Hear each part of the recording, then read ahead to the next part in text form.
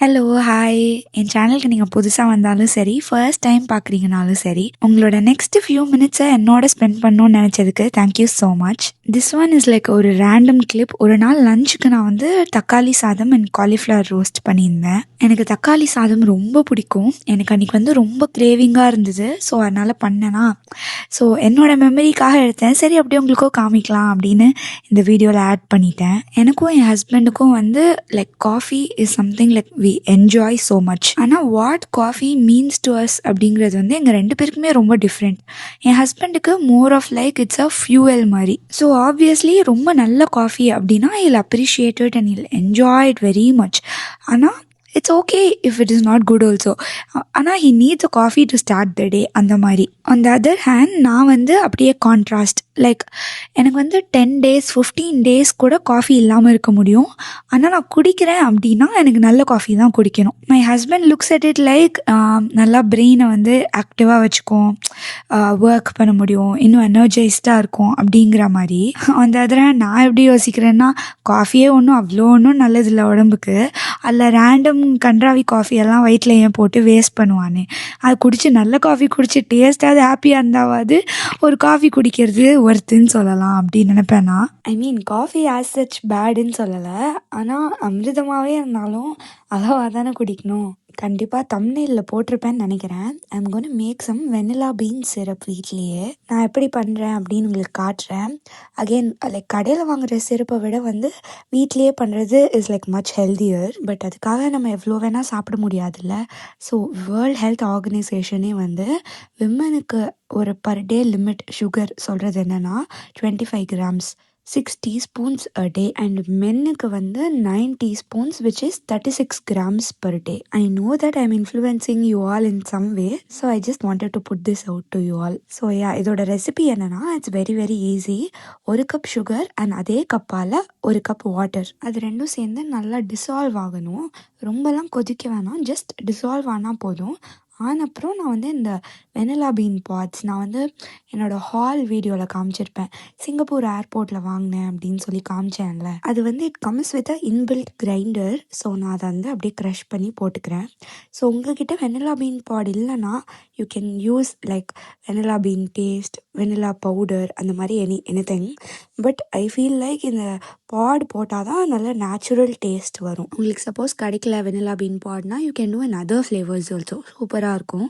Cardamom இருக்குல்ல, அது தட்டி போட்டு அந்த ஃப்ளேவரில் பண்ணலாம். இல்லாட்டி சினமன் பட்டை இருக்குல்ல, அதை போட்டு கொதிக்க விட்டு அதோட ஃப்ளேவர்லேயும் பண்ணலாம்.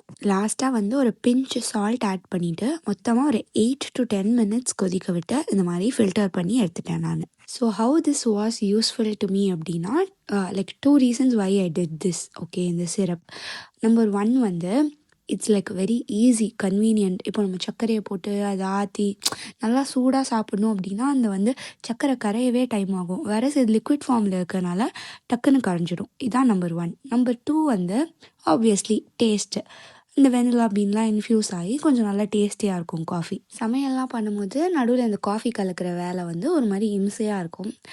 வேறஸ் இந்த மாதிரி இருந்துச்சுன்னா எனக்கு வந்து it was really really helpful to me. நான் வந்து இதை ஃப்ரிட்ஜிலலாம் ஸ்டோர் பண்ணல, நான் வெளில தான் வச்சேன். ஆனால் I am not very sure சென்னையில் ஆர் எனிவேர் இந்தியாவில் வந்து வேறு சூடாக இருக்கிற இடத்துல இது வெளில வைக்கலாமா அப்படின்னு எனக்கு தெரியல. பட் ஐ திங்க் இங்கே வந்து ரொம்ப கூலாகவும் இல்லை, நார்மல் டெம்பரேச்சர், ரூம் டெம்பரேச்சரில் நான் வெளில வச்சுருந்தேன். It was fine. But please do make sure you put it in ஒரு airtight container. Also one more tip is don't make it like ஒரு திக் பேஸ்ட் மாதிரி. சிரப்பியாக வச்சிங்கன்னா it's like easy to mix. And then I started cleaning the fridge. இது வந்து ஒரு annoying work தான். But every weekend பண்ணலன்னா வந்து அந்த வீக்கே வந்து ஒரு மாதிரி மெஸ்ஸியாக இருக்கும். ஆர்கனைஸ்டான ஒரு ஃப்ரிட்ஜ் இருந்தால் தான் நம்மளோட மார்னிங் எழுந்து பண்ணுறதுக்கே அந்த மைண்ட் செட்டே நல்லாயிருக்கும். ஸோ எவ்ரி வீக்கெண்டில் நான் ஏன் பண்ணுறேன்னா, Sunday I go to farmers market, எல்லா வெஜிடபிள்ஸ்லாம் வாங்கிட்டு வருவேன். ஸோ வாங்கிட்டு வந்தோடனே அப்படியே ஃபுல்லாக க்ளீன் பண்ணிவிட்டு உள்ளே வச்சுட்டேன்னா அந்த வீக் வந்து ஓரளவு டீசெண்டாக போகும். ஸோ வெரி ஹானஸ்ட்டாக சொல்லணுன்னா I am not a very like பண்ணும்போதே அப்படியே க்ளீனாக பண்ணுற பர்சன் அப்படின்லாம் இல்லை. நான் பண்ணும்போது வந்து லைக் அப்படியே திறந்து வச்சுடுவேன், அது கரெக்டான ப்ளேஸில் திரும்ப வைக்க மாட்டேன், அந்த மாதிரி தான் நான் பண்ணுவேன். அப்புறமா தான் உட்காந்து ஐ ஃபிக்ஸ் திங்ஸ். இந்த எக்ஸ்பீரியன்ஸ் பீப்புள் இருக்காங்கல்ல, என் அம்மா மாமியார், இவங்கெல்லாம் சொன்ன டிப்ஸ் என்னென்னா, அப்போவே வந்து நீ கரெக்டாக வச்சுட்டேன்னா அப்புறம் வந்து உனக்கு ஒர்க் கம்மியாக இருக்கும். எனக்கு புரியுது.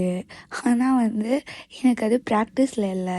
சம்திங்ஸ் உங்களுக்கு நேச்சுரலாக அந்த பாடியிலேருந்து வந்தால் தான் வந்து யூ கேன் டூ இட் இல்லையா?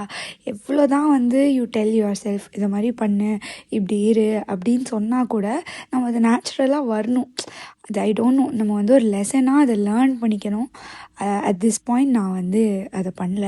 ஸோ யா, இப்போதைக்கு நான் என்ன பண்ணுறேன்னா, எண்ட் ஆஃப் த டே ஒரு க்ளீனப் போட்டுருவேன். நைட்டு தூங்குறதுக்கு முன்னாடி ஃபுல்லாக க்ளீன் பண்ணிவிட்டு ஒரு கேஸ்லாம் தொடச்சிட்டு, லைக் 100% க்ளீனுன்னு சொல்ல மாட்டேன். உண்மையாக சொல்லணும்னா ஒரு 90% க்ளீன் பண்ணிவிட்டு 10% சம்டைம்ஸ் நெக்ஸ்ட் டே பண்ணுவேன் அந்த மாதிரி. அண்ட் டியூரிங் த வீக்கெண்ட் ஒரு இந்த இன்டென்ஸ் க்ளீனப் பண்ணிடுவேன் நான்.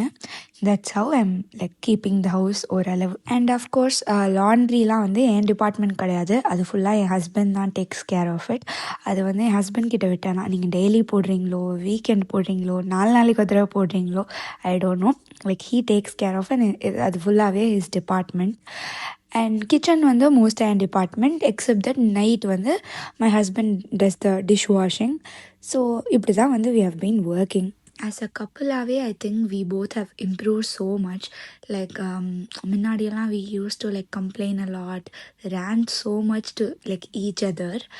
இப்போது வந்து we have like streamlined a lot of things and like we have improved so much. Like you can understand நினைக்கிறேன். Like I don't know, like initially it was everything was difficult, everything was new.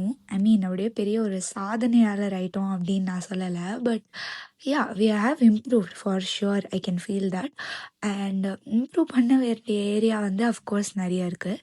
Personally எனக்கு வந்து I think இந்த food wastage இருக்குல்ல, அதில் தான் வந்து ரொம்ப especially நான் இம்ப்ரூவ் பண்ணணும்னு நினச்சிட்ருக்கேன் இந்த இயர். எனக்கு ஆனால் எப்படி அதை நான் பண்ண போகிறேன்னு சுத்தமாக ஐடியா இல்லை. நான் யோசிச்சுட்ருக்கேன் இப்போ தான் என்ன பண்ணலான்லாம்.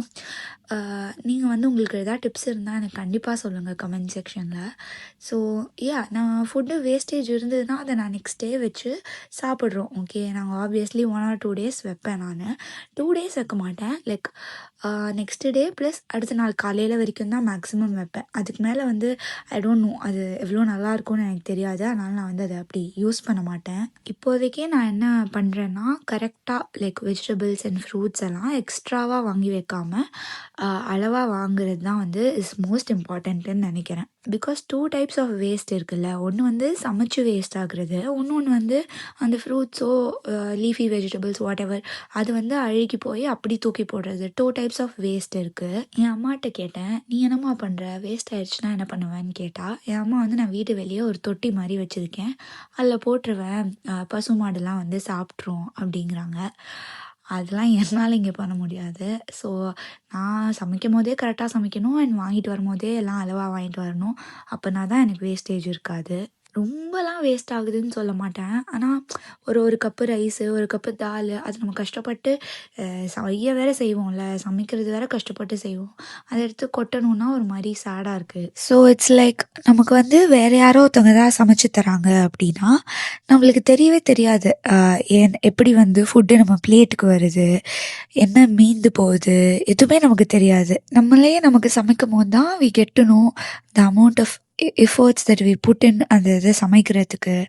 அண்ட் ஆல்சோ அதை கொட்டினாலே வந்துட்டு யூனோ அந்த சாப்பிட்ட ஃபீலிங்கே இருக்காது. ஐ டோன்ட் நோ இது எத்தனை பேருக்கு அப்படி இருக்கும்னு.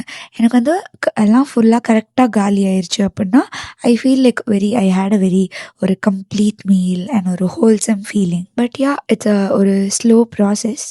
eventually I hope I'll be there. பார்க்கலாம். ஐ டென்ட் வாண்ட் எக்ஸ்பிளைன் நான் என்ன ஃப்ரிட்ஜில் வைக்கிறேன்னு.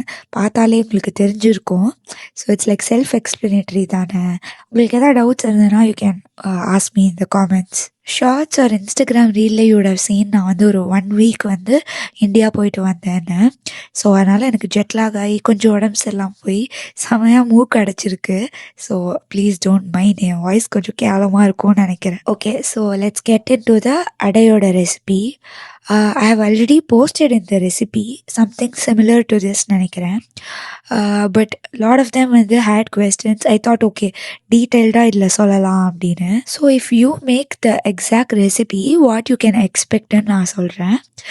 உங்களுக்கு வந்து நல்லா ஒரு மாதிரி கிறிஸ்பியாக இருக்கும், அட் த சேம் டைம் கொஞ்சம் சாஃப்டாகவும் இருக்கும். இதோட ப்ரப்போர்ஷன் என்னென்னா, என்கிட்ட வந்து அந்த கப் மெஷர்மெண்ட்ஸ் இருக்கும்ல, இந்த பேக்கிங்கெல்லாம் யூஸ் பண்ணுவாங்கல்ல, அதால் வந்து நான் 1 கப்பு வந்து இட்லி அரிசி போட்டிருக்கேன். அதுக்கப்புறம் அந்த 1/4 கப் மெஷர்மெண்ட் இருக்கும்ல, அதால் 1 cup chana dal, 1 cup toor dal, 1 cup moong dal, அப்புறம் 1 cup urad dal. So basically idli rice is two பருப்பு ப்ரொபோர்ஷன் பார்த்தீங்கன்னா 1:1. அஃப்கோர்ஸ் உங்களுக்கு வந்து ரைஸ் வந்து கொஞ்சம் குறைக்கணும், எனக்கு பருப்பு ஜாஸ்தி வேணும், இன்னும் ப்ரோட்டீன் ரிச்சாக வேணும்னு நினச்சிங்கன்னா you can go ahead do that. But எனக்கு personally I think this recipe works well for me.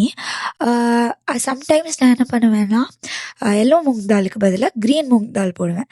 ஏன்னா பேசிக்லி ஃபைபர் நிறையா கிடைக்கும் அதுக்காக.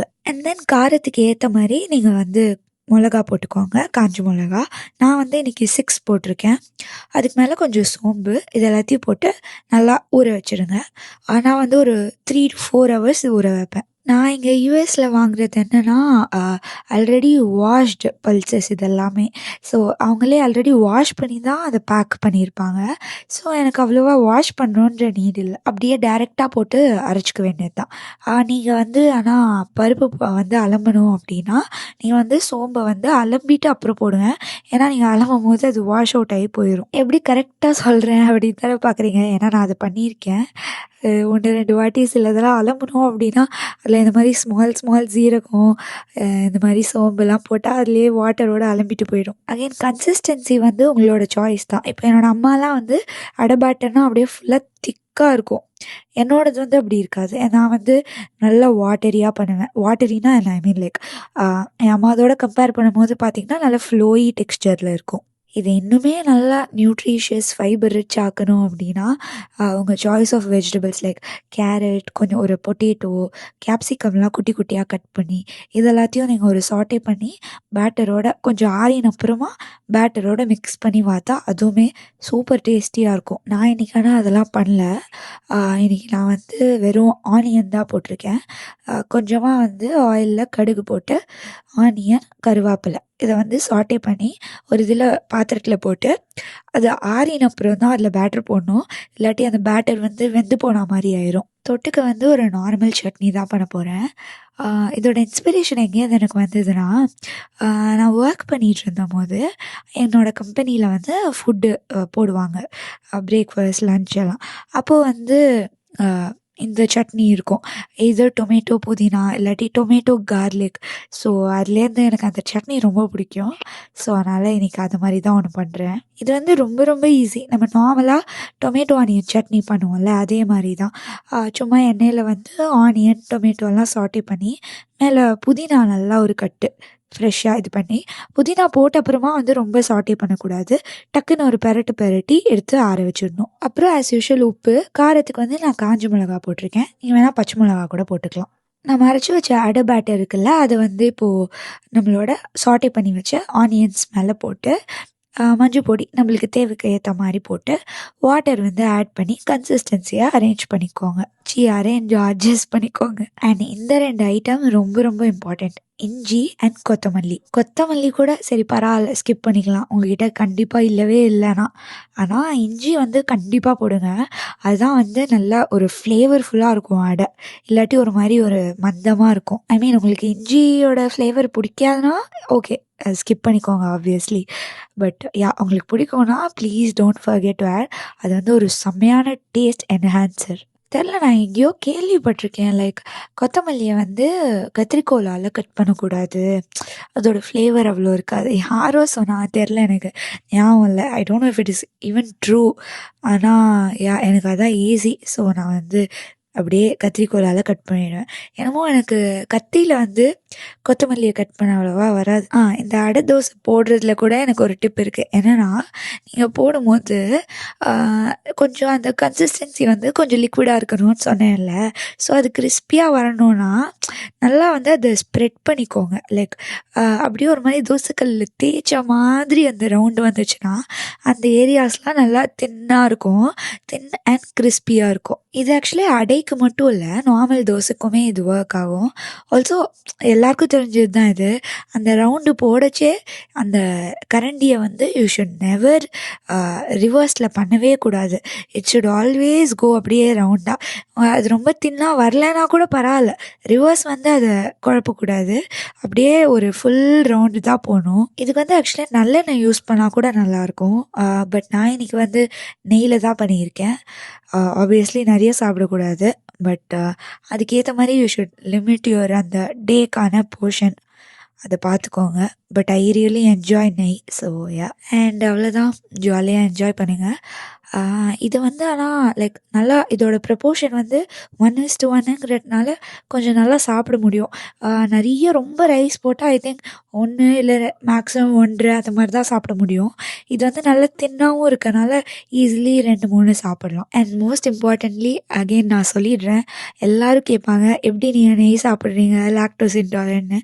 ஐ have told it already, but I tell it to you again. எனக்கு வந்து அலர்ஜி கிடையாது, இன்டாலரன்ஸ் தான். So சாப்பிட்டா I feel little discomfort. But again like பாலில் தான் வந்து லாக்டோஸோட ப்ரப்போர்ஷன் ஜாஸ்தியாக இருக்குது அண்ட் அதோட பை ப்ராடக்ட்ஸ்லாம் கொஞ்சம் கம்மியாக இருக்குது. ஃபார் ஹெல்த் ரீசன்ஸ் அகெயின் சாப்பிடாமல் இருக்கிறது இஸ் குட், பட் மினிமலாக சாப்பிட்டா is fine. And this is our favourite thing to do. நல்லா ஒரு வெப் சீரீஸை போட்டுட்டு ஜாலியாக சாப்பிட்டுட்டே பார்த்தோம். I hope you like the video. I don't know எப்படி வந்திருக்கு, how you all are gonna like this. But yeah, see you in the next video. Until then, bye.